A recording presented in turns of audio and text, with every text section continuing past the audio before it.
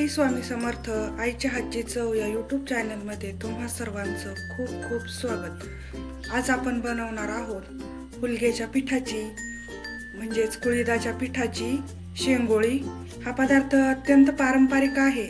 आपली आई आजी त्यांच्या काळामध्ये हा पदार्थ आवर्जून बनवायच्या, पण आता हा पदार्थ अत्यंत म्हणजे जुनाच होत चाललेला आहे, शक्यतो कुणी बनवत नाही। तर मी आज तुम्हाला हा पदार्थ बनवून दाखवणार आहे। त्यासाठी आपण घेतलेले आहे हे हुलग्याचे पीठ। याला आमच्याकडे हुलग्याचं पीठ हुलगे म्हणतात, काही ठिकाणी याला कुळीद पण म्हटलं जातं। तुमच्याकडे याला काय म्हणतात ते मला कमेंटमध्ये नक्की सांगा। आणि आता हे पीठ आपण गोळा बनवून घेणार आहोत, मळून घेणार आहोत।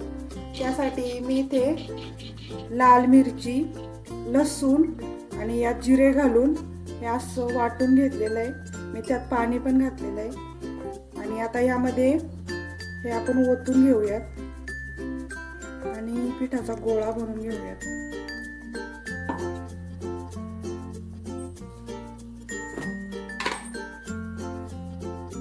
चवीपुरतं मीठ घालून घेऊ।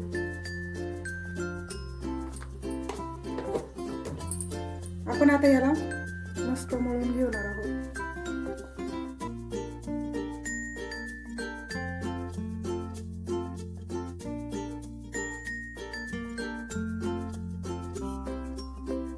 कमी जास्त प्रमाणात पीठ घेऊ शकता, तुमच्या घरात जसे मेंबर असतील तसं वापरून घ्या। आता मी इथे 3 माणसांसाठी म्हणून बनवत आहे। थोडंसं पीठ घेतलेलं, तुम्हाला हवं तसं कमी जास्त। आणि इथे हिरव्या मिरचीचा वापर अजिबात करायचा नाही, याला लालच मिरची वापरतात, लालच मिरचीचा वापर करायचा आहे। आपला हा असा गोळा मळून झालेला आहे। याला आपण 15 ते 20 मिनिटं भिजून देणार आहोत। नंतर याच्या शेंगोळी बनवणार आहोत। आपला गोळा तयार झालाय, आपण याला 15-20 मिनिटं असंच भिजून देऊया। आता आपला हा गोळा झाकून ठेवला होता मी 20 ते 25 मिनिटं, पाहू शकताय छान भिजलेला आहे। तुम्ही सुद्धा पीठ याचप्रमाणे मळा, याला जास्त पातळ करू नका आणि जास्त घट्टही करू नका, जेणेकरून ह्या शेंगोळी हातावर छान वळल्या जातील। आता आपण याच्या शेंगोळी वळून घेऊया। आता आपण शेंगोळी वळायला घेणार आहोत। त्याच्या अगोदर इथं थोडंसं आधण ठेवूयात, म्हणजे पाणी गरम व्हायला ठेवणार आहोत। आमच्याकडे याला आधण म्हणतात, तुमच्याकडे याला काय म्हणतात ते मला नक्की सांगा। यामध्ये आपण थोडंसं तेल घालून घेणार आहोत, जेणेकरून आपली सोडलेली शेंगोळी सुट्टी होईल आणि उतू जाणार नाही, म्हणून आपण थोडंसं तेल घालणार आहोत। मी जेमतेम अर्धा लिटर इतकं पाणी घातलेलं आहे। तुम्ही तुमच्या शेंगोळ्यांच्या प्रमाणानुसार पाणी वापरा, त्यानुसार पाणी घेऊ शकता।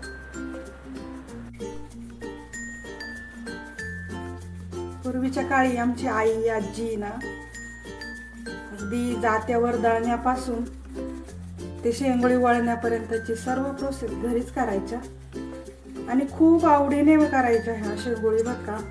पण आजकालच्या पिढीला बनवता येत नसल्यामुळे खाताही येत नाही, आणि कुठल्याही मोठ्या हॉटेलमध्ये जा आणि ऑर्डर करा, हा पदार्थ शक्यतो बाहेर खायला मिळत नाही, घरीच बनवावा लागतो। म्हणून तुम्ही सुद्धा बनवून बघा, ट्राय करून बघा। ज्यांना जमत नाहीये त्यांनी एक काम करायचंय, पोळपाट घ्यायचंय आणि त्याच्यावर हाताने मळून तयार करायच्या अशा शेंगोळी। ते सुद्धा मी तुम्हाला दाखवणार आहे पोळपाटावर कशा बनवतात। एक लास्टला मी तुम्हाला बनवून दाखवते।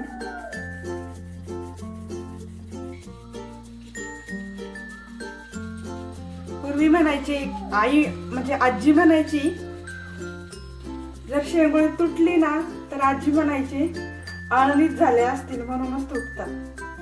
तर याला मीठ प्रमाणात घाला, आणि खरोखर ते आहे बरं का, जर शेंगोळी आळणी जर झालं ना पीठ तर वळल्या जातच नाहीत, तुटतात. हे बघा, अशा छान वळून घ्या.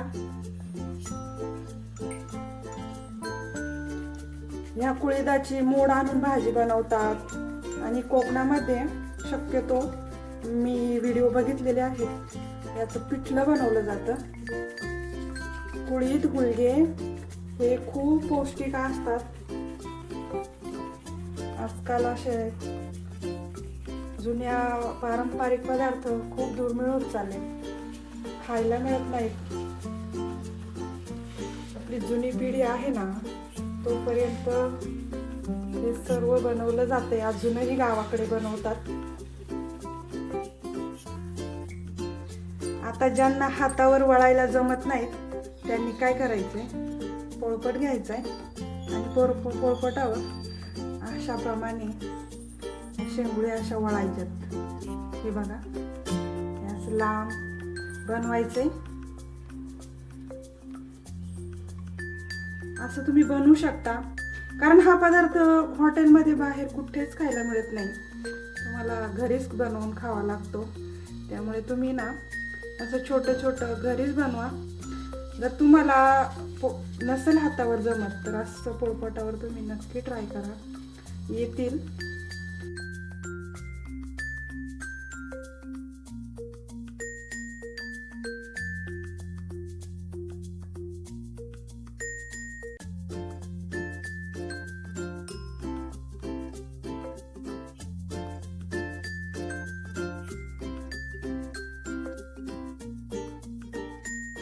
तर हे पहा, पोळपटावर सुद्धा तुम्ही अशा प्रकारे छोट्या छोट्या बनवा. काही हरकत नाही, छोट्या झाल्या तरी हरकत नाही.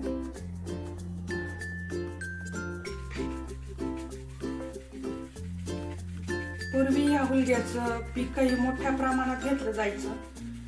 शक्यतो कोरडवाहू शेती असायची आणि माळ रानावर काय पेरायचं, तर मग द्या मटकी आणि हुलगे पेरून, म्हणजे पावसाच्या पाण्यावर येऊन जाईल, असे शेतकरी म्हणायचे.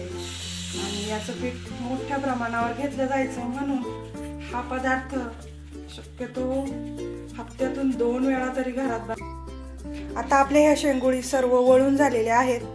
ही आम्ही आता आदनामध्ये सोडून घेणार आहे. पाण्याला उकळी आलेली आहे. आणि हा पदार्थ तुमच्या भागात बनवला जातो का, आणि तुम्ही कुणी हा पदार्थ खाल्लाय, टेस्ट केलाय, ते मला कमेंटमध्ये नक्की सांगा. आणि या पदार्थाला तुमच्या भागामध्ये काय म्हणतात हे पण मला कमेंटमध्ये नक्की सांगा, कारण आमच्याकडे तर याला शेंगोळी म्हणतात. तुमच्याकडे काय म्हणत असतील तसं मला कमेंट करून सांगा. शेंगोळी आदनामध्ये असे सोडून घेऊयात.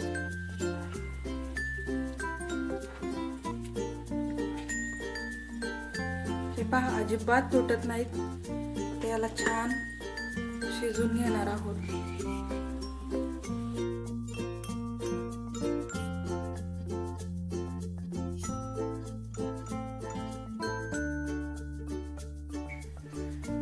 आता ही शेंगोळी शिजताना मीठ घातले नाही, कारण या शेंगोळ्यांना जे आपण मीठ वापरले आहे त्याचाच अर्क पाण्यात उतरणार आहे, म्हणजे याचं सूप तयार होणार आहे, त्यात तो अर्क उतरणार आहे. त्यामुळे मी मीठ घातलं नाही. आवश्यक असेल तर अगदी लास्टला आपण मीठ घालणार आहोत, पण आता मीठ घालायचं नाही. आता फक्त सध्या तेलच घालायचं आहे आणि छान शिजू द्यायचे आहेत. तर बघू शकता आपल्या शेंगोळी, हे बघा अशा शिजत आलेल्या आहेत. आता थोडंसं पाणी कमी पडलं म्हणून मी झाकणीवरच पाणी गरम व्हायला ठेवलं होतं. तुम्ही सुद्धा असंच करा, किंवा एक्स्ट्रा गरम पाणी करूनच ओता. थंड पाणी ओतत जाऊ नका. थंड पाणी अजिबात घालायचं नाही, गरम पाणी करून घालायचं आहे.